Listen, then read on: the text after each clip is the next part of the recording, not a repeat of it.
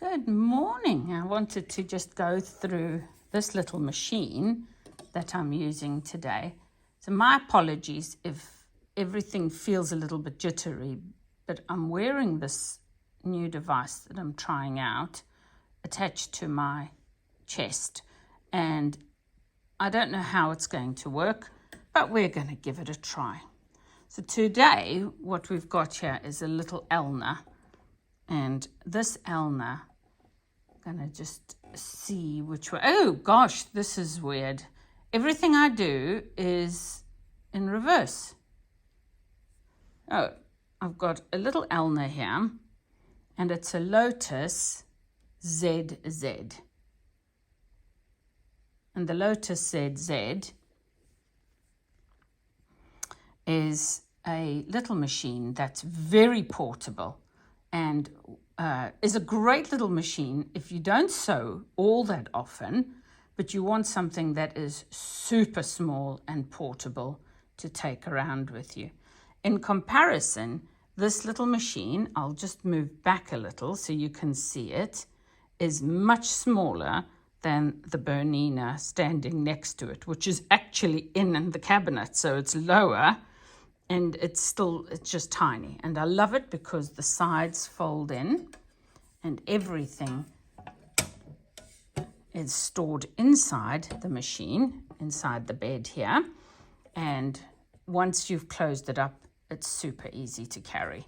Let's show you how you thread this little machine. First of all, I'm going to start with the bobbin. Let me move that out of the way. So here's the bobbin. And you have on this little machine a device here that allows you to take the bobbin out because it can be a little bit awkward. So you pull down on this. It's got a spring attachment on it, and the spring attachment with the little dimple or whatever it is goes into here, and then it pulls that out for you. So we've got a wound bobbin already. Let me see. If you're going to wind a bobbin, it's super basic. You put your thread on the top here, and it goes through this little eye here, and then it goes to your bobbin here. And on the side of the machine, you've got a little dial with a bobbin picture, and you turn it to that, and that engages the bobbin winder. So that's how you wind your bobbin. What I want to show you is threading it. So you've got your bobbin, needs to be in a P shape. So in other words, the thread must be hanging down on your left-hand side, and the holes are at the top. You can use this device if you wanted to put it in, but you don't need to because you're just dropping it in. I was going to see if there was an easier way to do this, but there probably isn't. You've got a groove here. Let me get my scissors to show you. You've got a little groove there, and you've got a little groove there.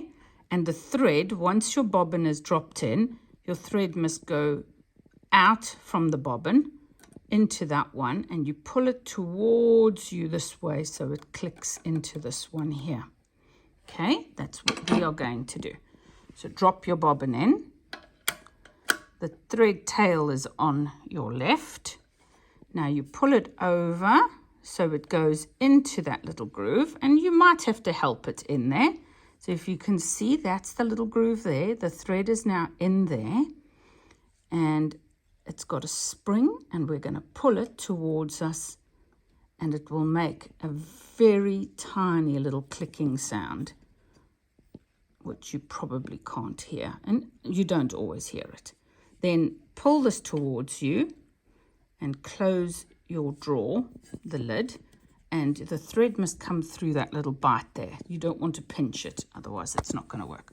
So that's threading your bobbin. Then to thread the top of your machine, place your thread onto here. If you have a look here, I've made a little disc so it doesn't rub on here. And I crochet them usually, but I didn't have thread with me at the time, so I just cut one from a piece of fabric. So place your bobbin onto here, your spool onto here, then comes through this little worm here. Now, if you're thinking, I don't have one of those, well, you do, unless it's broken off, because it sits inside the case. So I'm going to get up a little bit so you can see. Here's where it lies. It's lying inside this little case, and you have to flip that forward. So that's how you pack it away. So to undo it, you just pull it forward, and you can close your lid if you want to. You don't have to.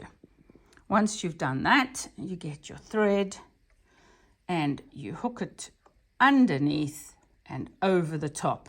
It's now in the middle of the eye. Okay? Comes down to the right-hand side of your tension discs, under and up.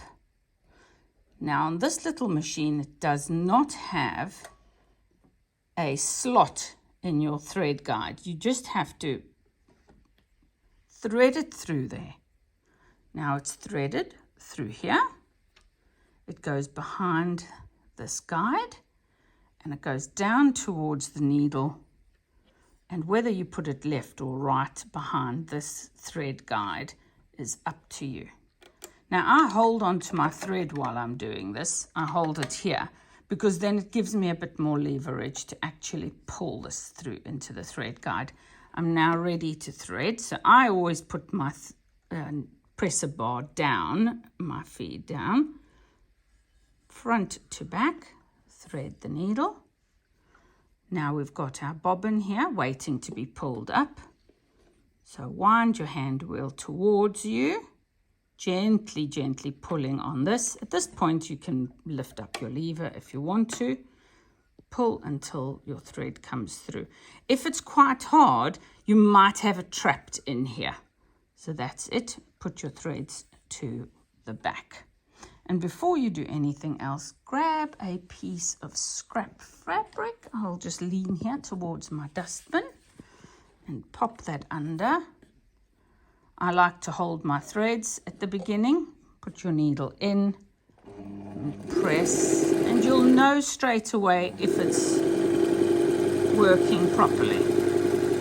Now I'm just balancing this machine on the table for this Bernina over here, so it may be a little bit bouncy and I apologize for that, but there you go. It seems to be making a nice thread. Pull towards the back and clip your threads, and there you have it.